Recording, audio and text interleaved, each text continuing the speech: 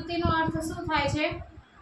એક લાઈનમાં આપણે કહેવા માંગીએ તો શું થાય? એક લાઈનમાં તમે ખાલી ઇમેજ કરો તો એક લાઈનમાં તમને કહું તો સંસ્કૃતિ શબ્દનો એક લાઈનમાં અર્થ થાય છે ગુફાથી લઈને ઘર સુધીનું જે સફર છે એને સંસ્કૃતિ કહેવામાં આવે છે. હવે સંસ્કૃતિમાં બધું આવી જાય એટલે કે તમારું પહેરવેશ, ખાણીપીણી બધું આવી જાય, રહેઠાણ બધું, એ શું છે? તમારી સંસ્કૃતિ, હે ને?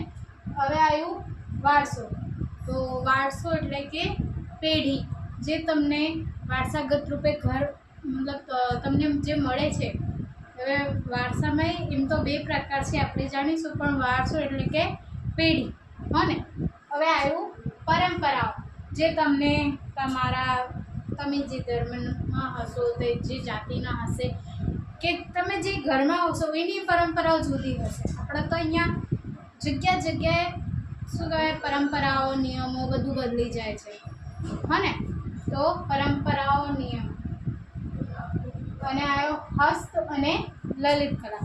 હસ્ત એટલે કે હાથ, અને હસ્ત છે તો હસ્તકલા છે. હસ્ત અને લલિત કલા, તો હસ્તકલા અને લલિત કલા. તો હસ્તકલા એટલે કે હાથ વડે કરવામાં આવતી કલા, અને લલિત કલા એટલે કે એવી કલા જેના દ્વારા તમે મનોરંજન, કલા કહેવામાં આવે છે જેમાં તમે મનોરંજન થાઓ. જેમ કે સંગીત કલા છે, નૃત્ય કલા છે, નાટ્ય કલા છે, નાટક કલા છે,